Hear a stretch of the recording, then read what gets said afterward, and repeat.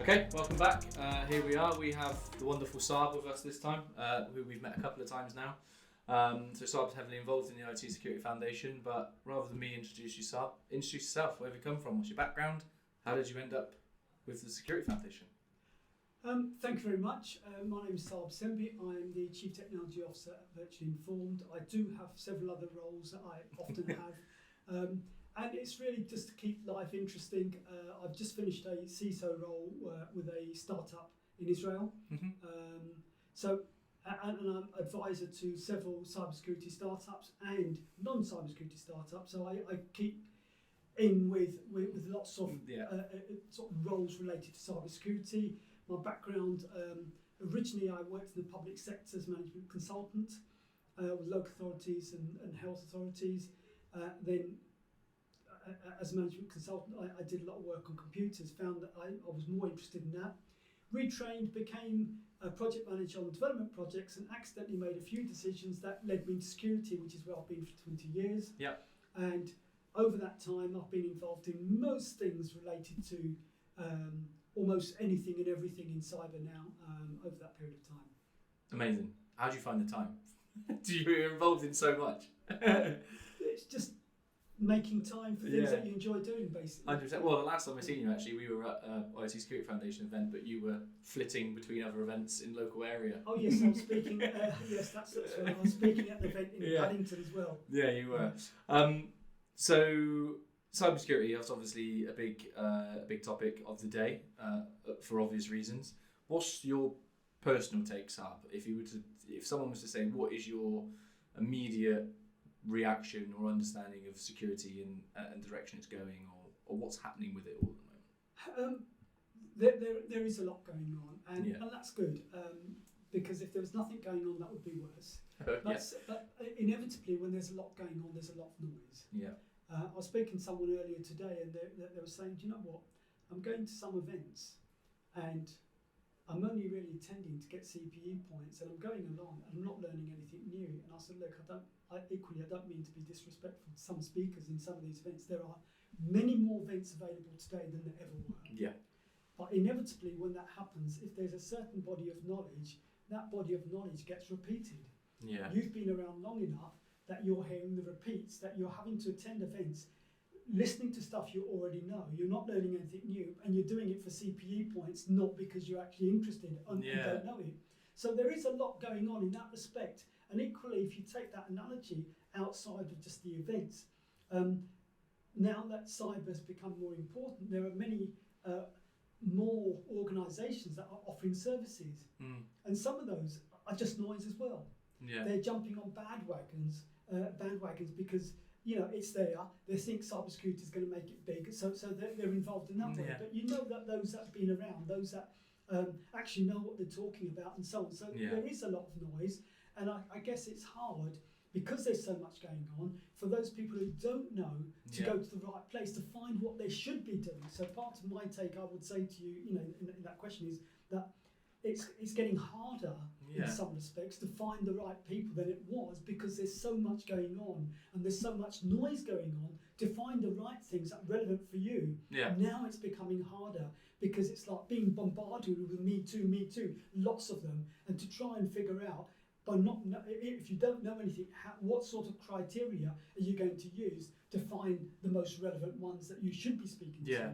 And that's not just in services or just in events, but it's also in terms of what you should be doing. There's lots of standards, lots of frameworks, more than there were before. There's lots of everything. Yeah. I mean, I remember, when many years ago, there were a certain number of events, not that many, and you look forward to them. Yeah. Now you're in a position where in security you could go to a breakfast, all-day event, and an evening event 4 or 5 days a week, continuously, where you could enjoy the sort of the vendor events that take you out and so on. There's so much, and that's the thing. And it's senior people who've been around like myself, we get invited to all these things, and yes, it's good, but at the same time, you're just thinking, I really haven't got time for this. Yeah, you want to take us to a restaurant, don't really care. For sure. I've been to plenty of nice restaurants. What am I going to learn? What am I spending my time and my life on? You're taking me, you're taking part of my life. What am I going to get back in return? Yeah. And 3-star Michelin restaurant, not really interested. Yeah. It's interesting. That makes sense. It's sort of like, in terms of what's going on, it's noise. Too much. Yeah, it's interesting because out of all the ones we've done today, you're the first person to say that. A lot of people have said there is becoming a recognition now, an understanding of what's going on. But actually, when you strip that back, there's so much going on. Are you actually getting an understanding? People are talking about how fast technology is moving and how slowly security is creeping up and all that sort of stuff. But then with the advancement of technology, quantum computing, that sort of stuff, it's just all coming in. And if you're getting different messages from all over the place, are you actually really understanding? You may be more aware about it because you're hearing it a lot. Yeah. But then part of that noise and part of hearing that about it, if you hear so much in the wrong way, what happens is you end up, it's fatigue. You end up with fatigue. You don't actually want to hear it. Yeah. Even though you know it's important, you're just fed up of hearing it. Yeah. And that's what I'm afraid of, that if we don't do things right and pick up on the right things, we're going to end up in 2-3 years down the road where those who've got the fatigue have had it from now for a year or two. They're just not interested in hearing about it anymore. Yeah. But yeah, a good analogy yesterday actually came from our MD, Tom White, who I've now mentioned, which you'll be happy. It's like going to a driving range, and if you're hitting 200 golf balls, you're inevitably going to get better.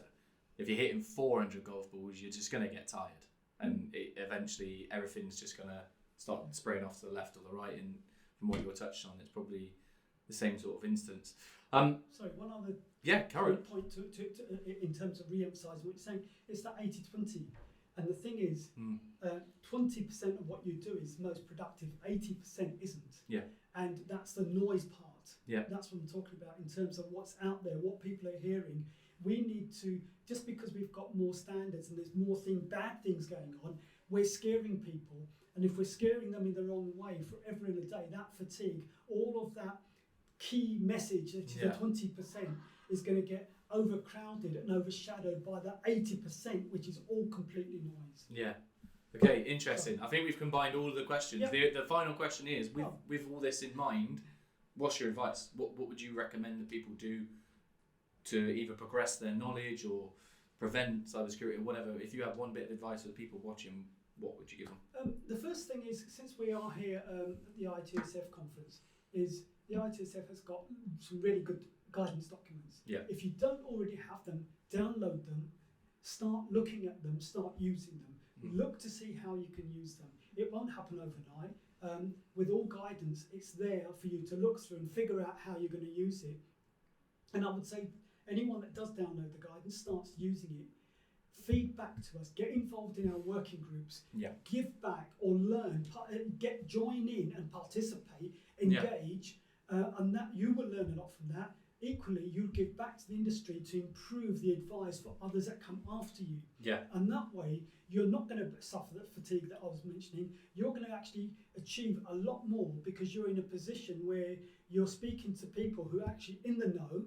You're not hearing the noise. You're getting through the noise, and on top of that, you're going to be stopping noise in the future because you're helping us get it even righter than we think we might have it right now. Yeah, I'll echo that as well. I mean, I know Trevor Hall, for instance, who does a lot with the frameworks, he's always asking for people to read it, to feedback, to help him. Yeah. John Moore, Stu Patterson, yourself, Jenny Devoy earlier on we had on, and it's just about becoming a member, joining the foundations, really help drive this forward, and you will inevitably learn a lot more yourself. Sarb, again, I could talk to you all day. We have done many a time to sit over a beer and have a conversation, so it is an absolute pleasure to have you. Thank you for coming.